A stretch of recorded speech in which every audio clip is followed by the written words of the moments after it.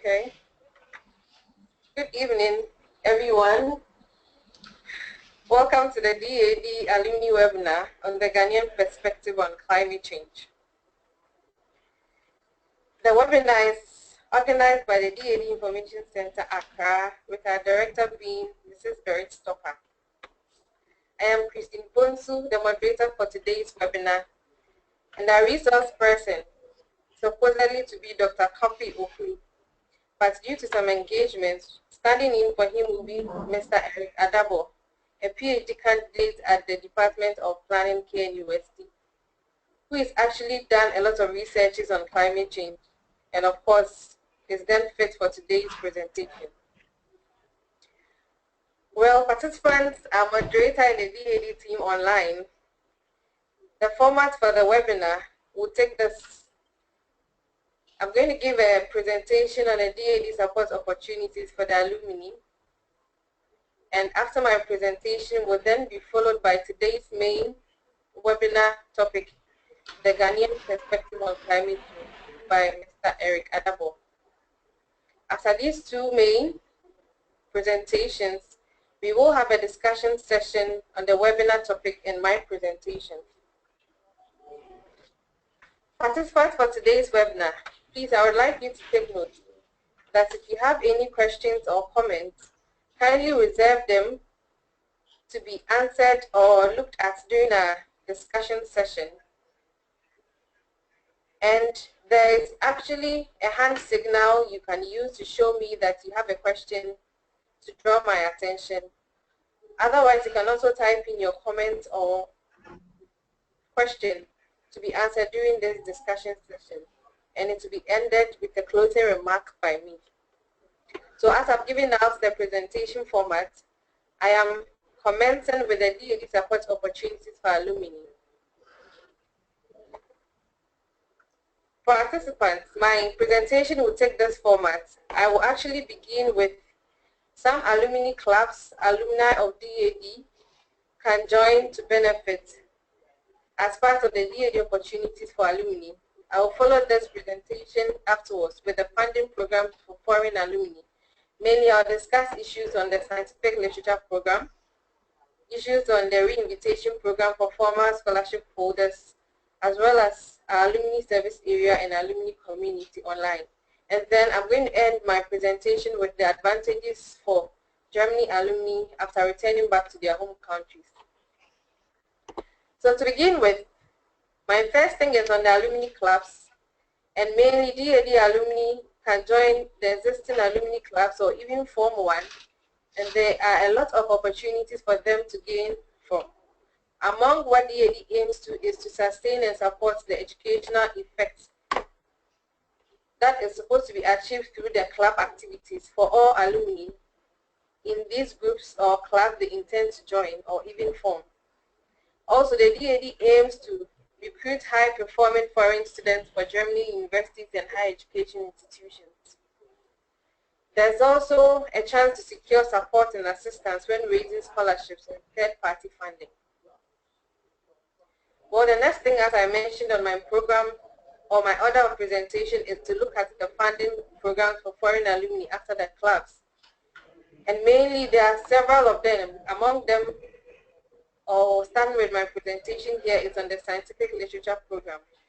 Well, what DAAD does is for former one-year scholarship holders of all disciplines in developing countries and the Eastern Europe, they can apply for a 1 year for specialist literature to help them advance their academic knowledge. Participants, please, you can find more information on the link you can see me pointing to, and I'm sure at the end of our presentation, these slides will be made available to you so that you can easily have access to the internet portals. To continue with the presentation here will be to discuss the re-invitation program for foreign scholarship holders.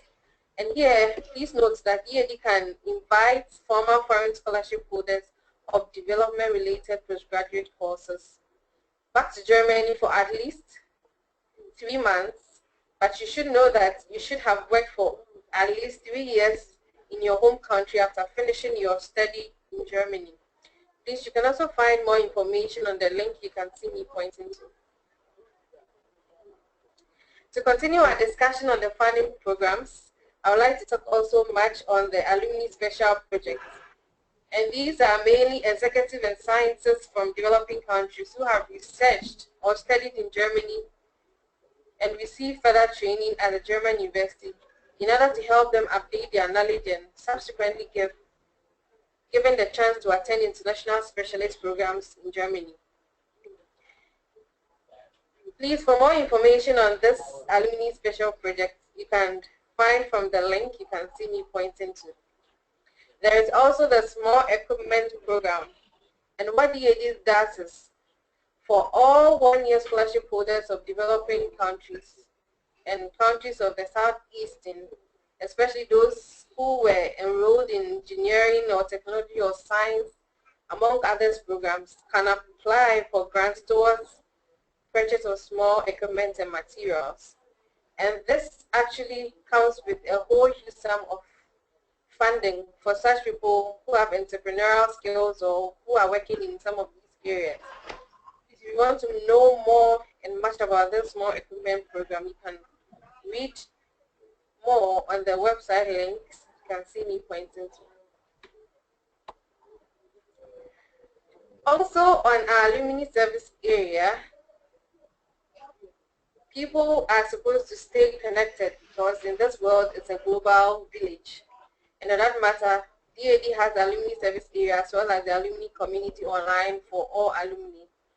And for the service area, it's supposed to help all alumni stay connected and informed of alumni issues and services.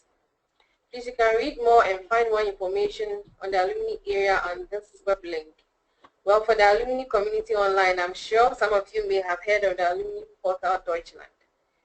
It's actually a portal that helps all alumni to stay together, connected. We have companies also registered on, and I mean, if you want to find an employment or advertise a program, a webinar like this, once you are a participant, you have the advantage too. And the online, the alumni community online also gives, or whatever you are signed up to, it gives you and sends you intermittent information. And I'm sure that most of you might be interested. So if you are not logged on, please kindly do on the website link you can see me pointing to. Well, to end my presentation, I would like to talk about some of the advantages for Germany alumni when they return back to their home countries.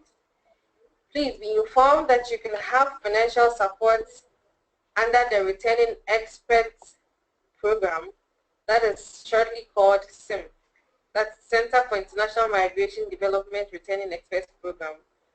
And you should note that if you are already still studying in Germany, you should apply or you should inform them before you return back to your home country. If you did not, you can still also contact them on their website by sending them emails and making them aware of your status as a returning expert or whatsoever. And when you do, please note that there is a reintegration package for return experts. And this is that there's actually a top-up salary for experts in the development-related field, workplace equipment support, that you can also have access to. Please, you can also join the alumni community in Ghana. There's a DAAD alumni network. If you're a Ghanaian, you can also sign to. And there are other alumni networks, other people from the other continents can also sign to. Thank you very much for your attention. So as I said at the beginning of this webinar, I mentioned that after my presentation, we will be taking that of our resource person in the person of Mr. Eric Adabo, standing in for Dr. Kafui Okui on the Ghanaian Perspective on Climate Change. Without much ado, I would like to welcome Mr. Eric Adabo to give us his presentation. Thank you.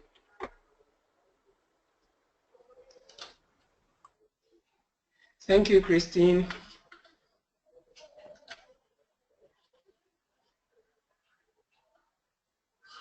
For inviting me. I hope you can hear.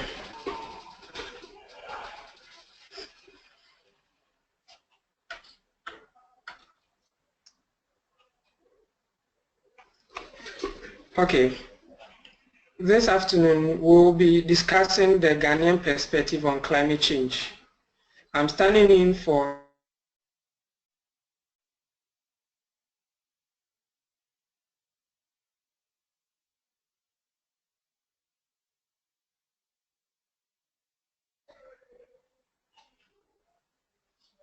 Dr. Kafi Afioklu. I'm Erica Dabo, a PhD candidate at the Department of Planning, and also a postgraduate research assistant. My research interest is climate change, urban planning, residential mobility, and then environment and development. I also take a course at the department teaching environment and development to second-year students.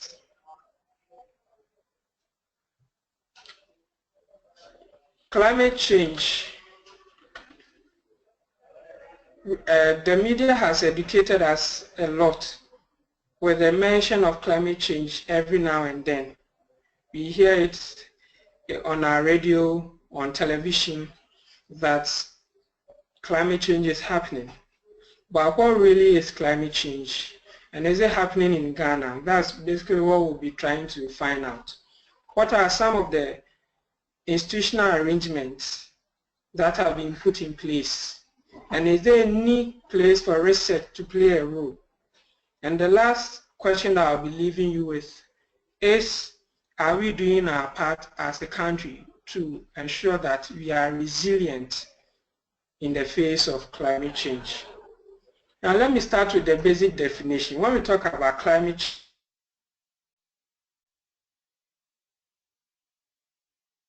condition of any geographic region estimated over a long period of time from a few weeks to infinite years, but generally we use 30 years to conclude that climate change is really happening.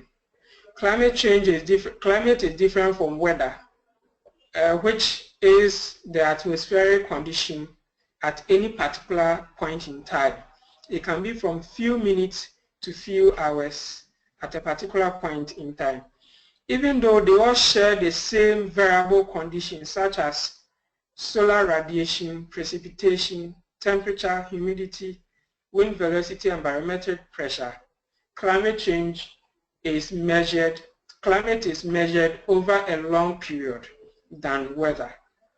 So weather then is a subset of climate change. The principal parameters, as I have said, include temperature, which is the departure from the annual mean of an area. Precipitation includes rainfall or the lack of rainfall, so it can be rainfall or drought over exceeding the mean annual values. And then the carbon dioxide levels in the atmosphere, the concentration of carbon dioxide in the atmosphere, all affect the dynamics of climate. Now, the global atmospheric concentration has changed over the last 100 years. And as you can see from the line, this is data that was taken on October 2010. We had a sharp increase of 388 ppm. That is the carbon dioxide concentration. It is measured in ppm. Since that period has shot up more than any of the decade, as you can see from this axis here. We've never had such a higher concentration except in this particular period.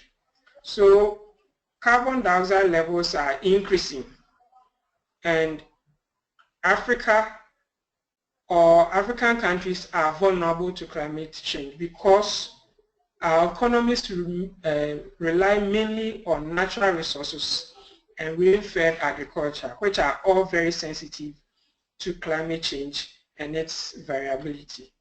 So what is happening in Ghana? What is happening in Ghana is that temperatures in Ghana have increased by about 1 degree Celsius over the past 40 years. These are figures that when we mention, you may think they are insignificant, but it is a cumulative average that we are showing here. And then we also have a reduction in the number of wet seasons. I'll show you in a chart, in a table very soon, the number of wet seasons. If at first we used to have 4 months of wet season, now the number of wet seasons have reduced to about 2 months for the various rainfall periods. Then there is also a delay of about 0.5 or half a day in a year in the onset of wet season at several locations. If the rain is supposed to fall in a particular month, a normal delay by about half of the period. And then we also have lengthening of dry periods by about 0.1 a day in a year, especially in the south and then the mid-belt of this country. So all this is happening in Ghana, and it has been taking, this data has been taken for a very long period from the 1960s, so we can confidently say that climate change is happening, and it is manifesting through rising temperatures, declining rainfall totals, and increasing variability. Then there's also rising sea levels and a high incidence of weather extremes and disaster. I will explain them. I will explain each point in the following PowerPoints. For rising temperature, just as I said, there has been an increase in 1 degree Celsius over the last 30 years. And this is not limited to only one ecological zone in the country. In all ecological zones, annual average temperature are increasing between 0.8 to 5.4 degrees Celsius. And it is estimated to increase further. And within that same period, annual rainfall total is declining by between 1.1% and then 20.5% per annum. So if you look at the table that I have here, this is a projection. Some from MENA 2004, some from Cali 2009, some from Adabo 2012, all showing rainfall variability and then reduction from this period up to 2080.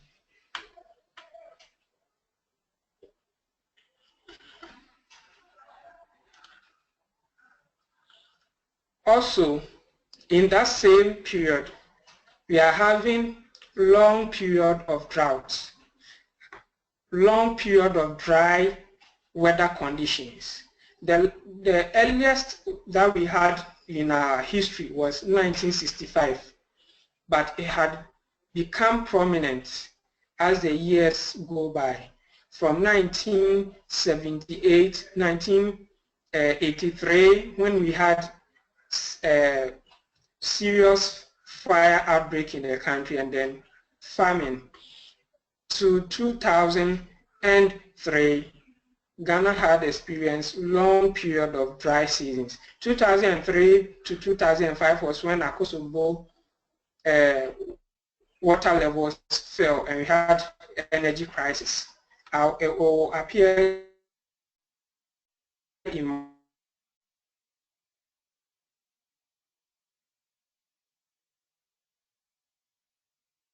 my presentation again. For sea levels, it's not only limited or peculiar to Ghana. It is happening for all countries that have coastal lines.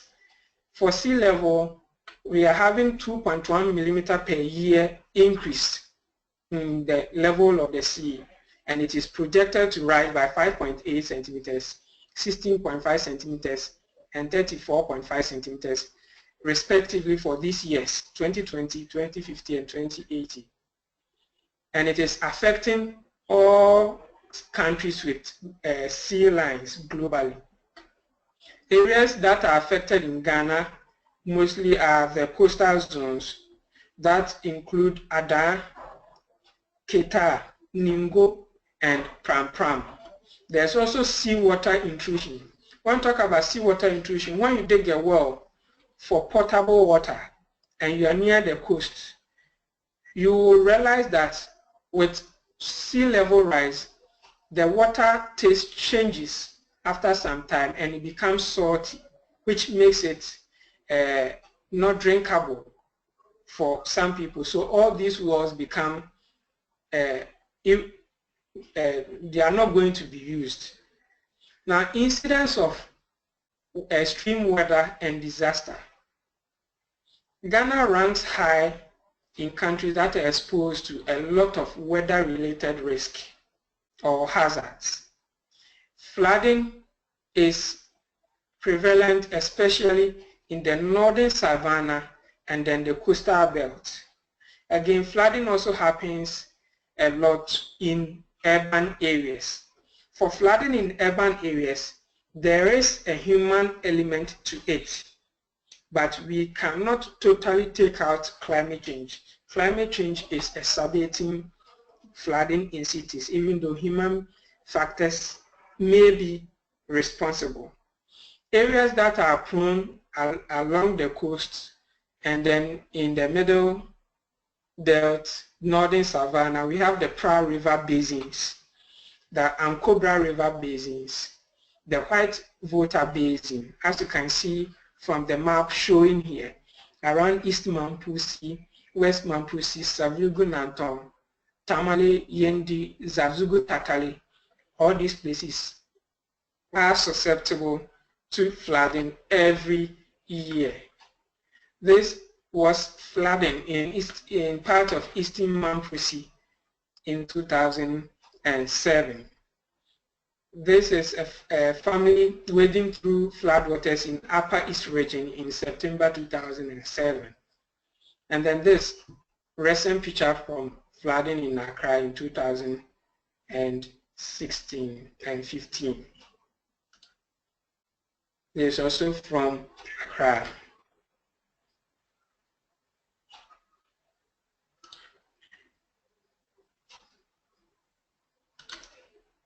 Okay.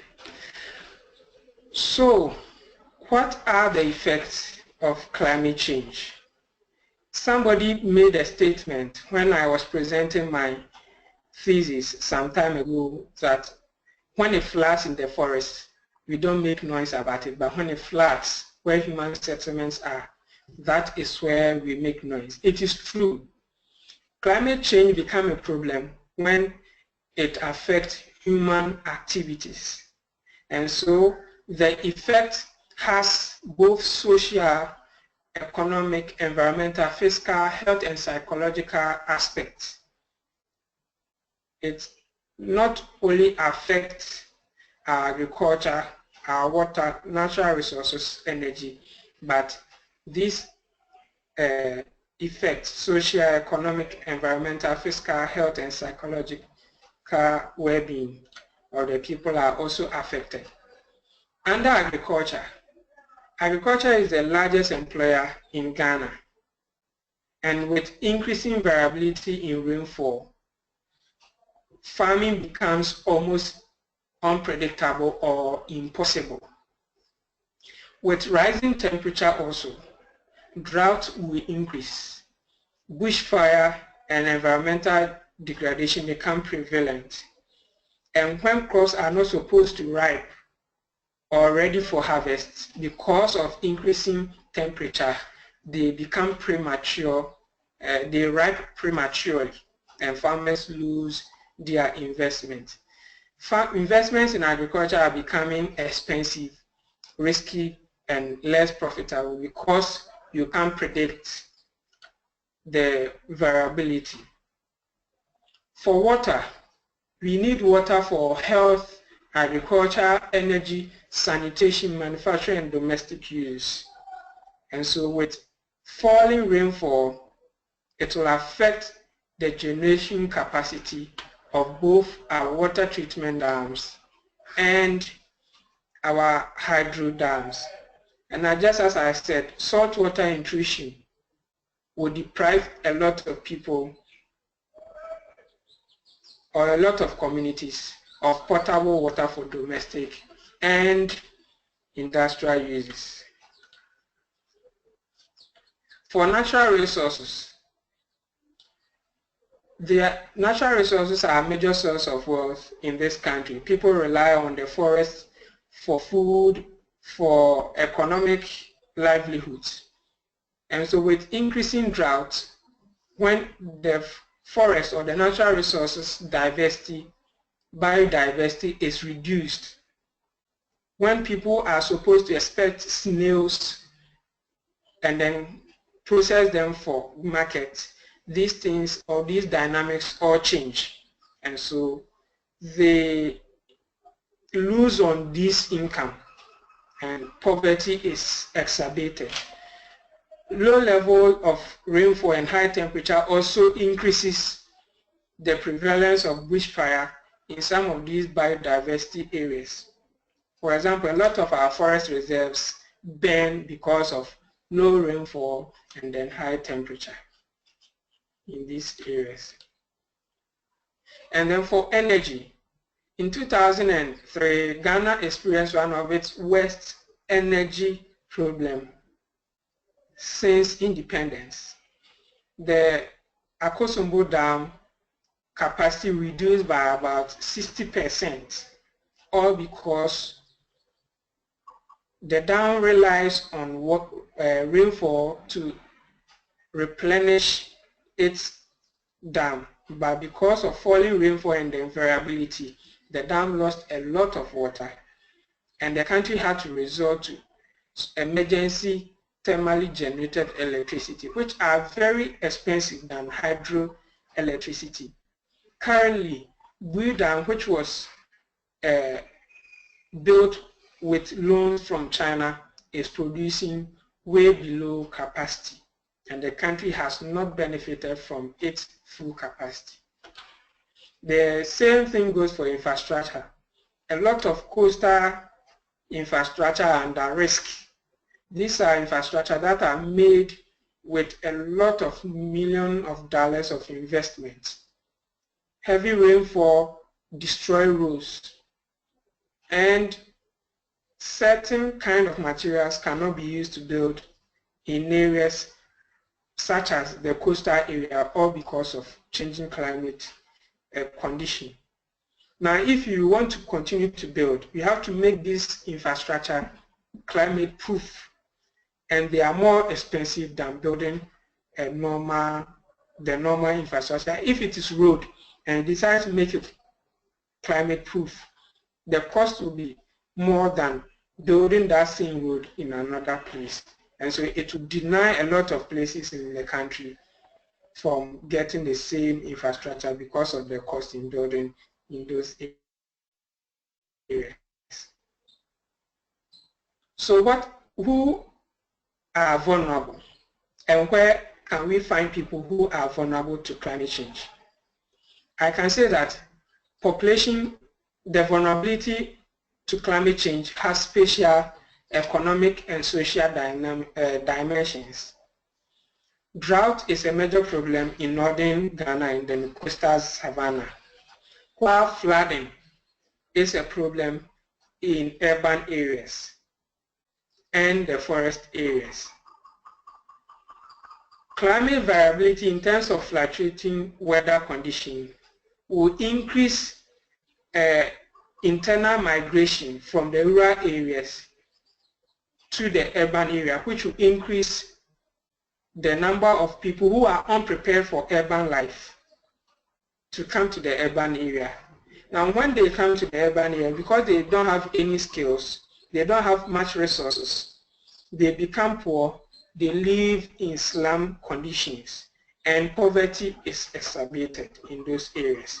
So it has ripple effects.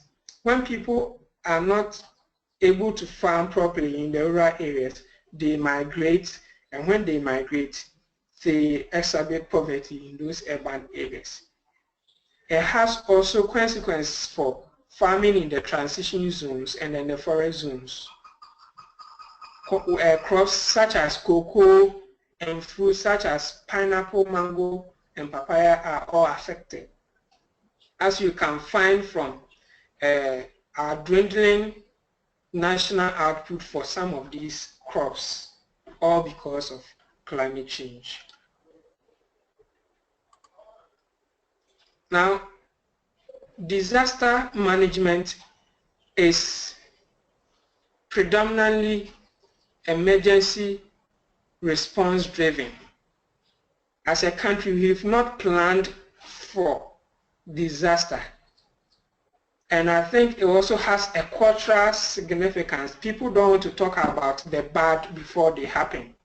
So it's something that research needs to be carried out to identify why we don't prepare always for the bad.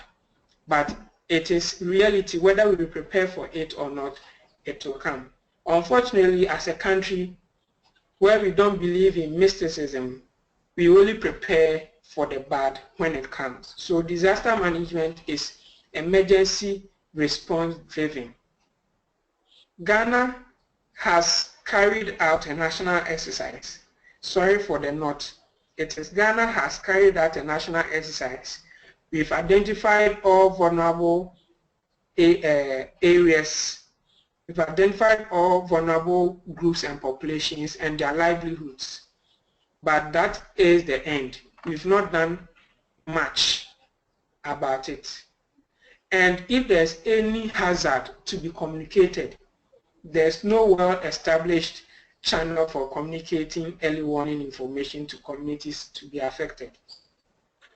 So in some countries where they will tell you that a typhoon is using this particular route, so all communities are to be evacuated. Storms in Ghana happen and we don't communicate to the community until it strikes. Then a lot of debate on radio and television are made, and that's the end. Those who are affected will go back to the same condition that they found themselves. Now, this particular situation brings out three clear worrying issues. First, there's no coordinated approach. And if there's no coordinated approach, there's very little sources. Secondly, there's little institutional or government involvement and approval.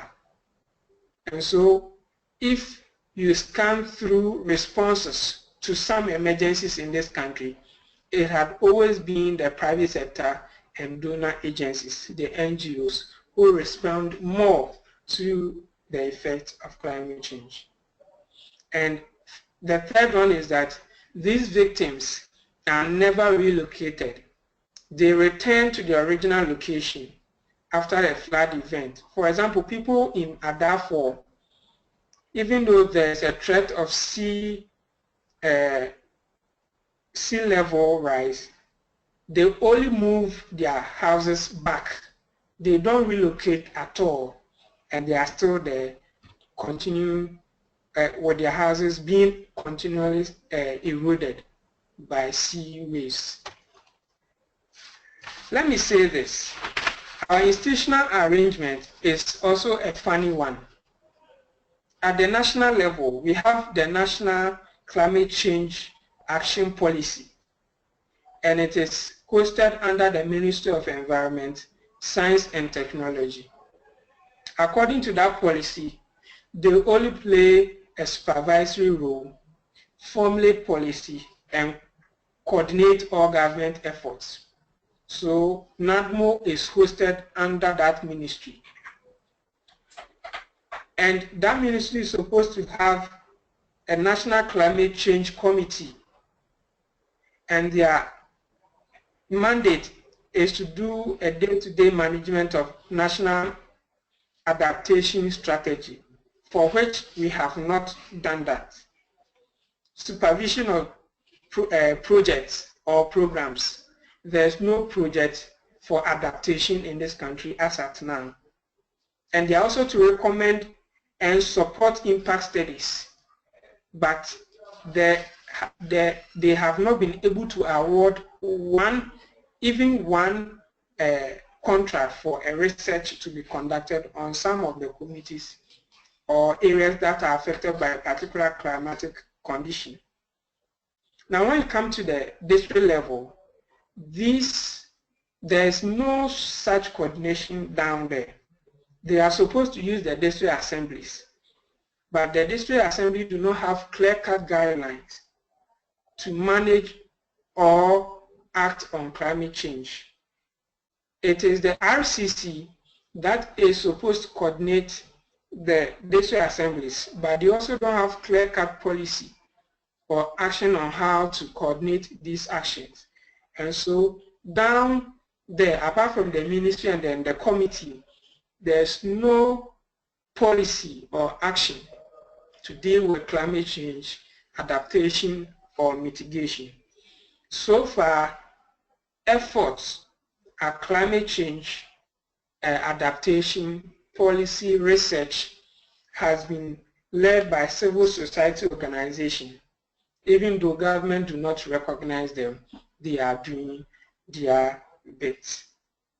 So what is the way forward? The policy needs to be part of a broader context of the National Development Policy Framework. Ghana is currently preparing a 40-year development plan. And so I think agencies and civil society should push for climate change adaptation policies to be part of that long-term national development plan. Again, if we can push for that climate change adaptation policy to be part of that long-term national development plan, there should be a lot of research. That gives us the basis, the backbone, the footing to make certain demands, to make certain arguments that this needs to be done. If not, if we go and they demand evidence or research, scientific research from us, we cannot be able to push that. And then our early system monitoring, our early warning monitoring system in this country needs to work by including the district assembly and outlining what they should do. Each community that is to be affected and what they should do. In case they see something, who are they to report to? And if there's any emergency, where are they supposed to go as a form of first aid, sort of. So these are the things that needs to be done. So I ask you, based on what I have done as a country, are we doing enough, or we are just paying lip services to some of these things? Thank you very much. Thank you very much, Mr. Eric Adabo, for your nice and explanatory presentation on the Ghanaian perspective on climate change. Please, to all participants, I would like to mention again now that we are done with the two presentations, the one on the Ghanaian perspective on climate change and my own on the DAAD opportunities for alumni. So if you have any questions, you can please show with the hand signal. Otherwise, you can also type in your question via the question window. So for now, we have one question from Araba Amu-Edu. So if you can hear me, I have turned on your microphone. So when I end, please ask your question and it will be addressed accordingly. Thank you. Hello. Hello, Araba. Please, you can hear you. Kindly go ahead with your question. Thank you. Okay. Okay. First thing, was it possible to get the presentation in our individual emails? And then the second part is more of a contribution on Ghana's contribution towards climate change. Just a few points to highlight. I think he did a great job by highlighting the problem. but the solutions have been more or less indirect. The Energy Commission rolled out the 2 programs to help augment the problem of climate change. The first program was the old refrigerator for new refrigerator to reduce energy emissions. That was nationwide. And now we have the domestic solar rooftop project. That is also to reduce the dependence on the national grid and introduce green solutions into the system. We have the Energy Act that we actively collate data on. I think that the policymakers don't directly fund research, but they support institutions which do so. And it's actually a result of such research work that my institution got the grant to set up the Center for Renewable Energy through the Domestic Corporate Fund. So I think we're doing some indirect issues. There's more to be done, but at least we can highlight some of the achievements so far. Thank you. Okay. Thank you very much, Araba. Yes, your first question was finding out if you will have access to the presentation today. Yes, please, you will have it. After the webinar, we would ensure that you have it in your email. And then your second comment too on the Ghanaian Perspective on Climate Change webinar. Thank you so much for your contribution. Well appreciated. Maybe Mr. Eric Adabo would also like to add on to your submission on his presentation. Yes, thank you very much. There are some actions being taken, I agree, but it has not come directly from government. It has come from donor agencies. Just as you said, you did your research and somebody supported you. If the National Adaptation Committee was working as it should, some of these research, they should be going around collating them and then seeing where they can support. So we are doing something, things are being done, especially for the old fridge, for the new one. It is set to cut our greenhouse emissions significantly, but at the institutional level, as at the level of the government, they are doing little. So we should fight for it to be part of the long-term national development plan and then streamline or specifically state which institutions are supposed to do it. Thank Araba, your organization is doing well. Thank you. Okay. Thank you very much, Mr. Adabo, once again for that submission on Araba's comment.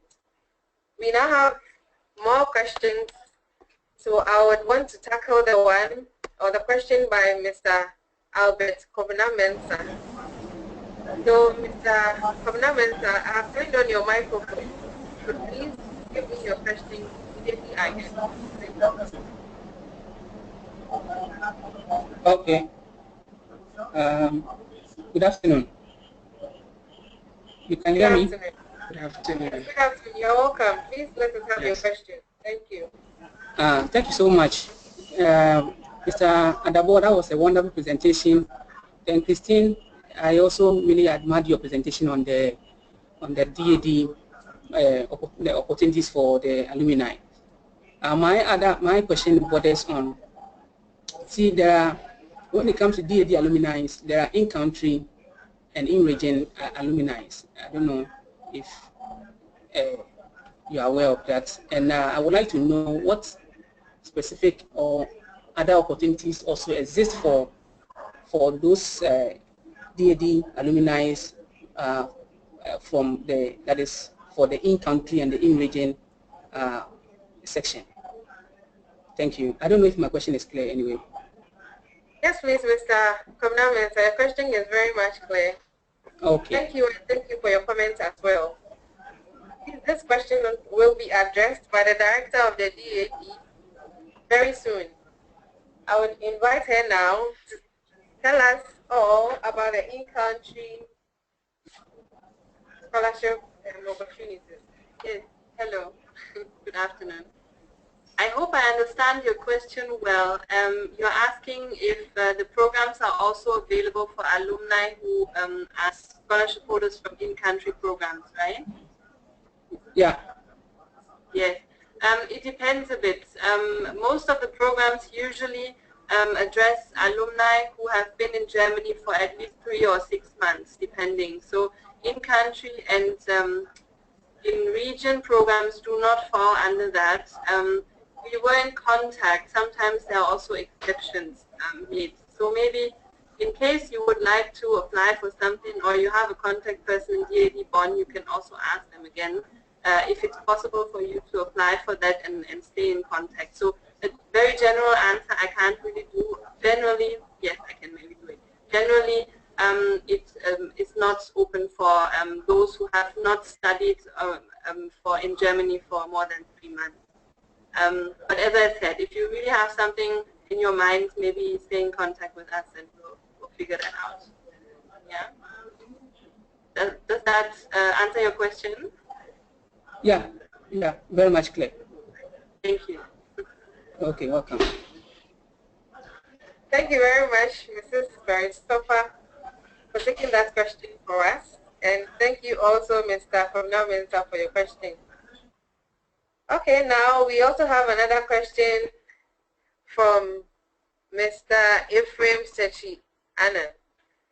Please, your microphone is on now. You can let us have your question right after I am done.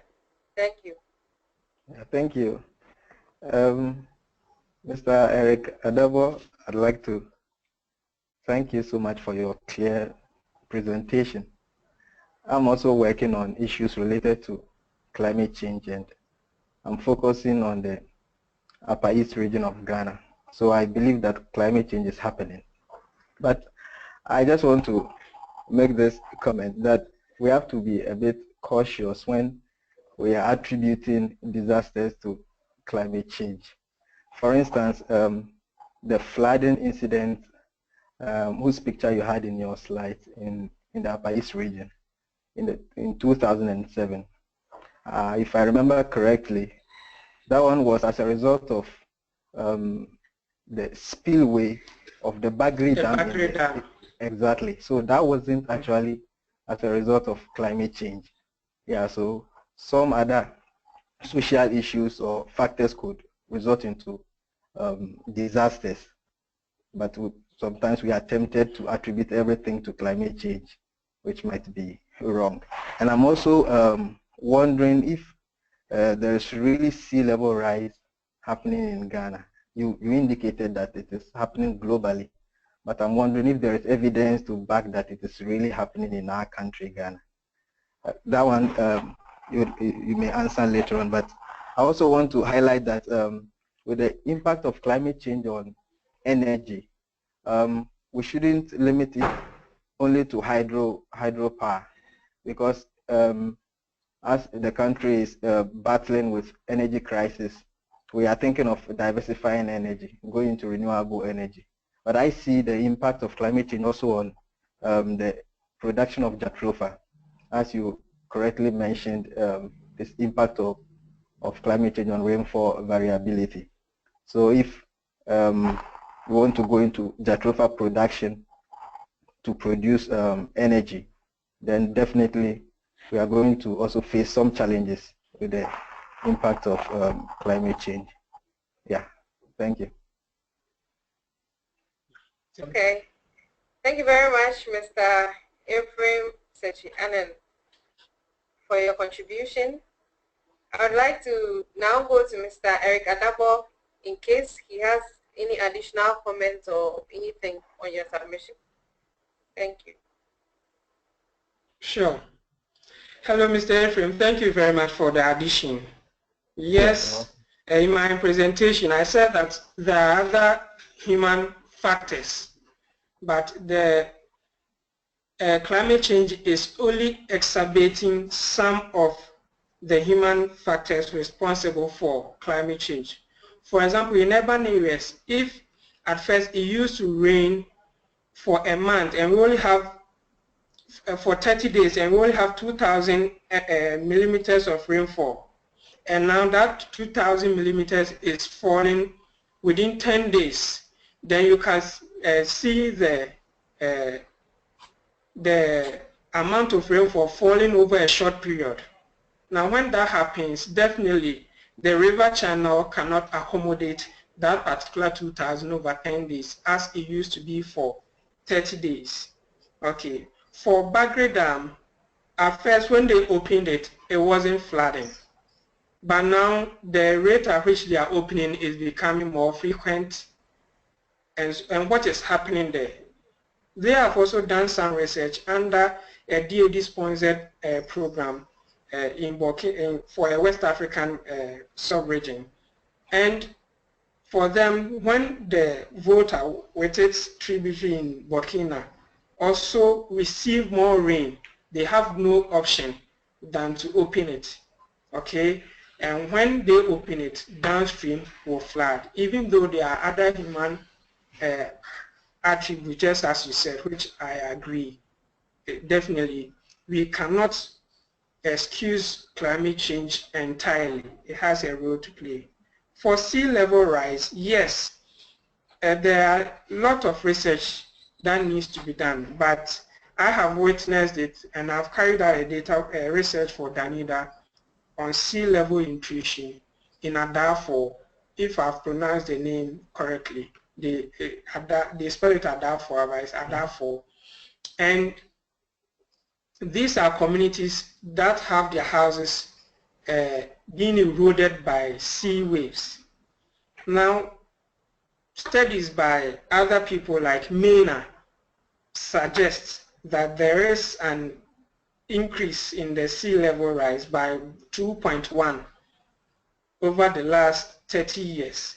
These are historical data that may be disputed, but we need more research on that. And since I have not been able to dispute their research, it is accepted as fact. And it is true, Ghana cannot remain largely on hydro. There are other variations, and there are other alternatives, but these alternatives are all agric-led, and definitely they will be affected. They are being affected by climate change. So thank you, Mr. Ephraim. Yeah, you're welcome. Thank you very much, Mr. Eric Adabo. I'm sure Mr. Sechi Annan Ephraim, you are okay with his comments as well? Yes. Okay, thank you. Well, now I can see we have taken or answered all our questions. Unless there's anyone online who would like to ask a question or a comment, but may not have been able to show me by signal. So I would like to ask Miss or Madam Akusia Kwaten Amankwa, who is also online. I've turned on her audio to be sure if she has a question or a comment. So Madam Akusia Kwaten Amankwa, I would like to hear you if you have any comments or questions. Thank you.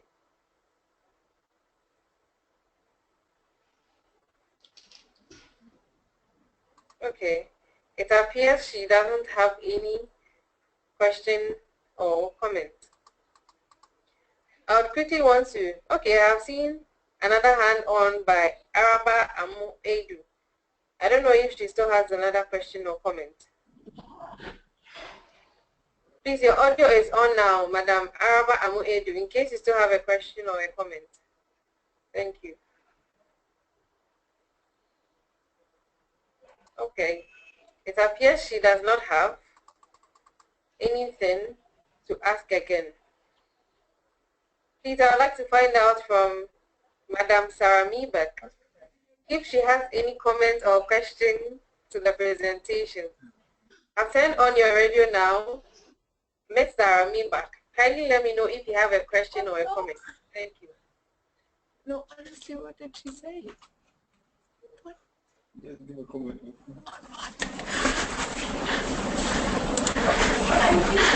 Okay. Okay. Hello, everybody. I'm Sarah, and I'm also working with the DAAD. And we will be having a second webinar, a second alumni webinar next Monday, same time, 4 p.m. And it's on the topic of personal financial management and entrepreneurship. And yeah, you can find the link to register and to participate in this webinar on our homepage as well as on Facebook, and we will also send it via email to you. Thank you very much. Thank you very much, Ms. Sarah Mibak, for the announcement as well. So participants, as you heard here, kindly register in for this webinar as well. Please, I would like to also find out from the program's officer, Mr. Felix Vance, if she has any questions or comments on today's presentation. Hello, everyone. Good evening. Hi.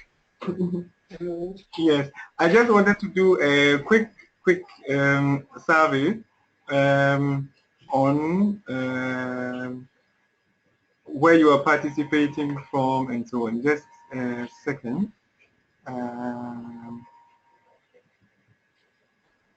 Yes. Okay. So, can you please answer this question quickly for me?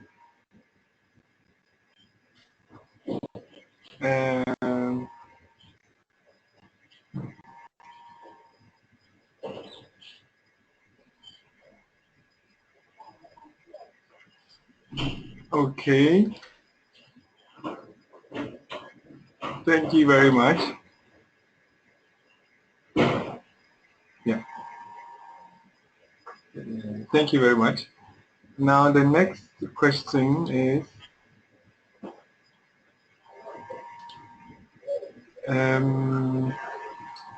are you part of any alumni club or society?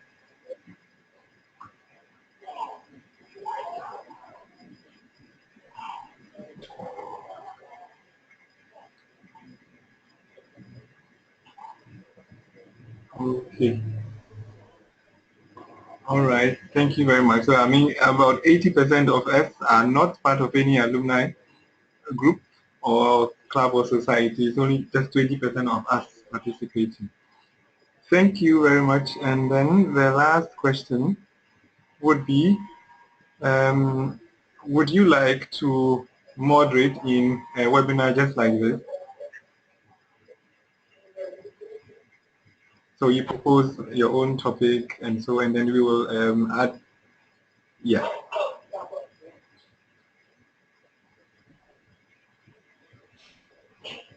Okay. Yeah. So about 60% said maybe and 40% said yes. So we'll certainly send something around to you, and we propose some topics, or you also propose some topics, and maybe even from next year, perhaps every once in a month, we have some small discussions like this, just to keep us keep the alumni community active, and also to provide avenues for people to interact, and also to provide an avenue to promote certain funding programs and so many things that are possible for DAAD alumni and Germany alumni and everybody out there. I mean, it's all important to network and make use of the good opportunities that we have around us. Thank you very much. These were the only 3 questions I wanted to ask. Thanks for participating. Thank you very much, Mr. Vance, for your submission and your questions and giving us all feedback. Well, on that note, I would want to say a very big thank you to our resource person, Mr. Eric Adabo of the Department of Planning, KNUST. This thanks is actually on behalf of the director and staff of the DAAD for all your precious time you spent on researching to be able to give us this very nice and educative presentation. We are very grateful. Also to our participants for today's webinar, who without you, this webinar would have just been boring. Thank you so much for your active participation. Most especially, I enjoyed the discussion where people were giving their comments as well as questions, and Mr. Adabo also did his part of giving his very best answers. We are very grateful, and we are so much thankful once again. Indeed, our webinar has been successful according to my judgment. Once again, that is in Dankeschön of Deutsch, and thank you very much of English. We hope to meet you again at our next webinar, as Ms. Sarah Mibak mentioned. Thank you very much. And have a good day. Thank you too, Christine. You're welcome, Mr. Dabo.